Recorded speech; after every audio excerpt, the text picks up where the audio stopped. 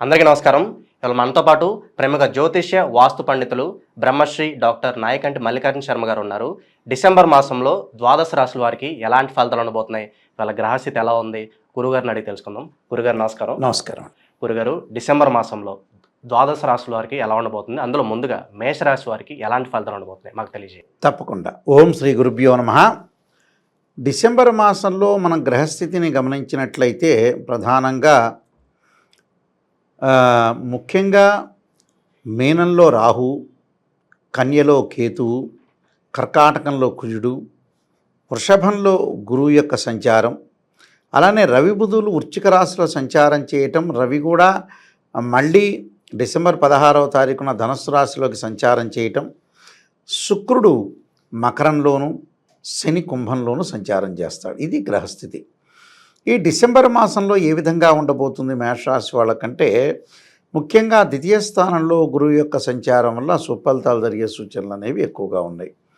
ఎందుకంటే వాళ్ళకి మేషరాశి వాళ్ళకి ముఖ్యంగా వచ్చేటప్పటికల్లా డిసెంబర్ మాసంలో శని వక్రగతిలోకి నుంచి రుజుమార్గంలోకి వెళ్ళటం, అలానే శని లాభస్థానంలో ఉండటం, ద్వితీయంలో గురువు ఉండటం అనేది విశేషమైన ఫలితాన్ని ఇస్తుంది గోచారీత్యా.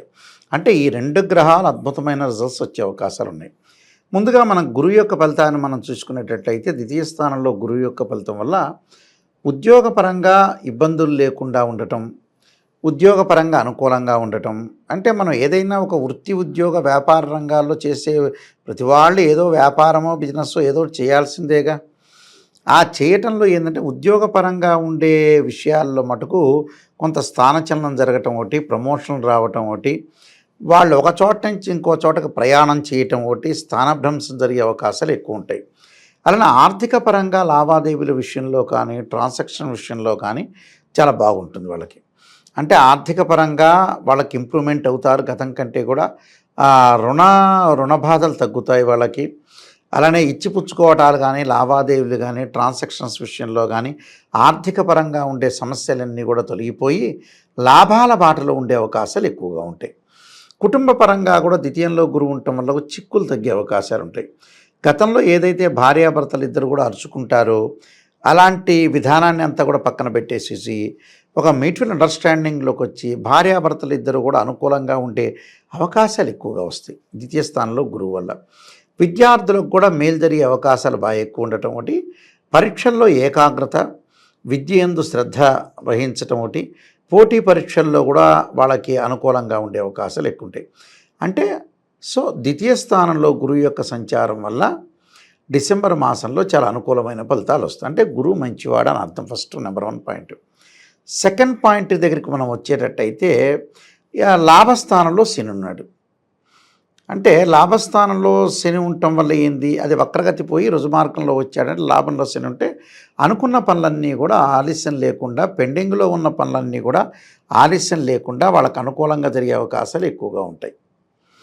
అంటే గతంలో ఏదైతే పెండింగ్లో ఉండి చాలా రోజులు కూడా కొంతమందికి ఆలస్యం జరుగుతుంటాయి పనులలో, 1-2 రోజులు ఆలస్యం జరగటం వేరు, చాలా ప్రొలాంగ్గా ఆలస్యం జరిగే అవకాశాలు ఎక్కువగా ఉండే అవకాశాలు ఉంటాయి. కానీ ఈ డిసెంబర్ మాసంలో ఈ రాశి వాళ్ళకి పనులన్నీ కూడా చకచకగా త్వరితగతిన ఫాస్ట్ మూవింగ్లో పనులు జరిగే అవకాశాలు ఎక్కువ ఉండటం ఒకటి, ఆరోగ్యపరంగా ఇబ్బందులు లేకుండా ఉండటం, దీర్ఘకాలిక వ్యాధులు ఉన్న వాళ్ళు కూడా ఆరోగ్యపరంగా కుదుటపడే అవకాశాలు ఎక్కువ ఉంటాయి. ప్రయాణాలు చేయటం, విదేశాలకు వెళ్ళే అవకాశాలు ఉండటం, అలానే ఉద్యోగపరంగానే కాకుండా వృత్తి వ్యాపారాల్లో కూడా లాభాదేవీల్లో కూడా జాయింట్దారులు వచ్చి వీళ్ళకి కలిసి వృత్తి ఉద్యోగ వాటిల్లో కూడా లాభాలు కలిగే అవకాశాలు ఉంటాయి. అంటే వ్యాపారపరంగా ఇబ్బందులు లేకుండా ఆర్థిక పరంగా అద్భుతంగా ఉండే అవకాశాలు ఖచ్చితంగా ఉంటాయి. అంటే 2 గ్రహాలు గోచారరీత్యా బాగున్నాయి. అది వెరీ క్లియర్ పాయింట్ అందులో. అంటే గురువు బాగున్నాడు, శని బాగున్నాడు. మరి మిగతా గ్రహాల యొక్క పరిస్థితిని కూడా ఆలోచన చేయాలిగా. 6వ స్థానంలో కేతు మంచివాడు.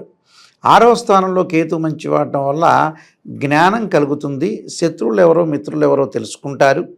దాంతోపాటు తీర్థయాత్రలు, పుణ్యక్షేత్రాలు, అలానే ఆధ్యాత్మిక జ్ఞానం పెరగటము, ఆధ్యాత్మిక జ్ఞానంతో పాటు ప్రతి వాళ్ళకు కూడా ముందుకు వెళ్ళటం ఒకటి, శత్రువులు కొంత మిత్రులుగా మారే అవకాశాలు ఎక్కువ ఉంటాయి. అంటే 6వ స్థానంలో కేతువు కూడా మేషరాశి వాళ్ళకి శుభాన్ని ఇచ్చే అవకాశం ఖచ్చితంగా ఉంటుంది. మరి మిగతా గ్రహాలని మనం అనాలిసిస్ చేసామనుకోండి, ఎనిమిదవ స్థానం రవి ఎనిమిదవ స్థానంలో బుధుడు ఉన్నాడు. బుధుడు ఉండటం వల్ల ఏంటంటే ఉద్యోగం చేస్తున్న వ్యక్తులు ఎవరైతే ఉంటారో రవి యొక్క ప్రభావం వల్ల, రవి ఉద్యోగకారకుడు అంటారు, ఉద్యోగం చేస్తున్న వ్యక్తులు ఎవరైతే ఉంటారో అన్ని రహస్యాలు అందరికి కూడా తెలియపరచడం అనేది మంచిది కాదు. వాళ్ళ వల్ల కొంత అవమానాలు జరిగే అవకాశాలు ఎక్కువగా ఉంటాయి. అవమానాలు జరగకుండా ఆలోచన చేసి ఆచితూచి అడుగు వేసి ప్రతి సమాధానాన్ని కూడా చాలా జాగ్రత్తగా ఆలోచన చేసి చెప్పాలి. మనం మంచివాళ్ళమైనంత మాత్రం ఎదుటివాడు మంచివాడు కావాలని రూల్ లేదు. ప్రపంచంలో అదే ముఖ్యమైన విషయం. ఇందులో అదే స్లోగన్, అయ్యా నేను నిష్ణాతుణ్ణి, నేను నెంబర్ 1 సూపర్ స్టార్ని అని చెప్పిన ఎదుటివాడు మంచివాడు కాదు. ఎదుటివాడు ఈరోజు మంచివాడు ఉండొచ్చు, రేపు చెడ్డవాడు ఉండొచ్చు, అయితే నువ్వే మారిపోవచ్చేమో, ఎవడు మారతాడో తెలియదు. కాబట్టి ఉద్యోగపరంగా కానీ వ్యాపార పరంగా కానీ వాళ్ళ అసిస్టెంట్స్ కానీ జాయింట్దారులు ఎవరైతే ఉంటారో అన్ని రహస్యాలన్నీ కూడా బట్టబయలు చేయకుండా ఉండటం మంచిది. అది రవి వల్ల చిన్న చిన్న డిస్ప్యూట్స్ వస్తుంటాయి. అందువల్ల మనం జాగ్రత్త పడ్డామనుకోండి, ఆ తగాదాలు రాకుండా మనం నివారించుకోవచ్చు. అలానే అష్టమ స్థానంలో బుధుడు కూడా పెద్దగా మంచివాడు కాదు, మధ్య రకమైన వ్యక్తి. అంటే వ్యాపార విస్తరణ చేసుకోవచ్చు, కానీ వ్యాపారంలో డబ్బులు ఖర్చు పెట్టేటప్పుడు కొంత పొదుపు కూడా పాటించాలి. అంటే కొద్దిగా ఆచితూచి 10 మంది యొక్క సలహాలు, అడ్వైస్ తీసుకోవాలి. దాంతోపాటు సరైన సమయంలో సరైన నిర్ణయాలు తీసుకుని ముందుకెళ్ళటం అనేది చాలా ఇంపార్టెంట్. సరైన సమయంలో సరైన నిర్ణయాలు మనం తీసుకోలేదనుకోండి, చాలా ఇబ్బందికరమైన వాతావరణాలు వచ్చే అవకాశాలు ఎక్కువ ఉంటాయి. అలానే 10వ స్థానంలో శుక్రగ్రహం ఉన్నాడు. 10వ స్థానంలో శుక్రుడు ఉన్నాడు. 10వ స్థానంలో శుక్రుడు అంటే ఏంటంటే సహజంగా ఏంటంటే 2, 4, 5, 8, 9, 10, 11 స్థానాల్లో శుక్రుడు మంచివాడు. వివాహాది శుభ కార్యక్రమాలు కావటం, మంచి సుసంపన్నమైన కుటుంబం నుంచి అబ్బాయి కానీ అమ్మాయి కానీ రావటం ఒకటి, ఇంటిలో శుభ కార్యక్రమాలు జరగటం ఒకటి, ఫంక్షన్స్కి వెళ్ళే అవకాశాలు బాగా ఎక్కువగా ఉండటం ఒకటి, భార్యాభర్తల మధ్యలో అనురాగము, దాంపత్య సుఖము, ప్రేమ, అనుబంధము బాగా పెరిగే అవకాశాలు ఉంటాయి. బంధుమిత్రులతోటి కూడా సహనంగా ప్రవర్తించడం వల్ల కూడా వీళ్ళకి మంచి జరిగే అవకాశాలు ఎక్కువ ఉంటాయి. అంటే వాహన సౌఖ్యం కలిగే అవకాశాలు ఎక్కువ ఉంటాయి. లగ్జరీగా వెళ్ళే అవకాశాలు, అంటే వాహనాలు కూడా కొనుగోలు చేసే అవకాశాలు బాగా ఎక్కువగా ఉంటాయి. అంటే ఇన్ని గ్రహాల వల్ల మంచి జరిగే అవకాశాలు ఉంటాయి.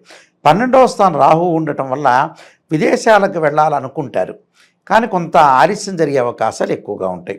ఏదో ప్రయాణాలు చేయాలనుకుంటారు, ఆ ప్రయాణాల్లో కూడా కొంత అలసత్వం అనేది బాగా ఎక్కువ వస్తుంది. అలసత్వం రావటం, చేయలేకపోవటం, విశేషంగా ముందుకు వెళ్ళలేకపోవటం, ఇలాంటి విషయాల్లో కొద్దిగా ఆందోళన చెందుతూ ఉంటారు. అంటే గోచారిత్య మేషరాశి వాళ్ళకి డిసెంబర్ మాసంలో గురువు బాగున్నాడు, శని బాగున్నాడు, కేతువు బాగున్నాడు, శుక్రగ్రహం బాగుంది.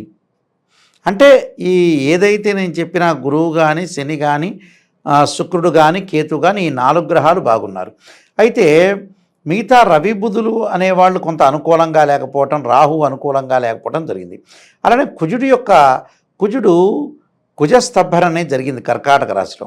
4వ స్థానంలో కుజుడు మామూలుగా ఏంటంటే గోచారరీత్యా 3, 6, 11 స్థానాల్లోనే మంచివాడు. నిజం చెప్పాలంటే 4వ స్థానంలో మంచివాడు కాదు.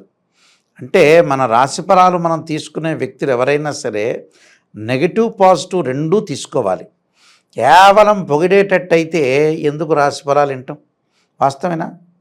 సూపర్ స్టార్ మహేష్ బాబు గారు చెప్పినట్టుగా ఆడియో ఫంక్షన్లో హీరోలను పొగిడినట్టు పొగిడితే ఎందుకంటే రాశిఫలాలు మనోభావాలు దెబ్బతింటాయి అని నెగిటివ్ ఉన్నా కూడా మనం పాజిటివ్గా చెప్పలేము. ఎందుకంటే మనోభావాలు కాదు ఇక్కడ.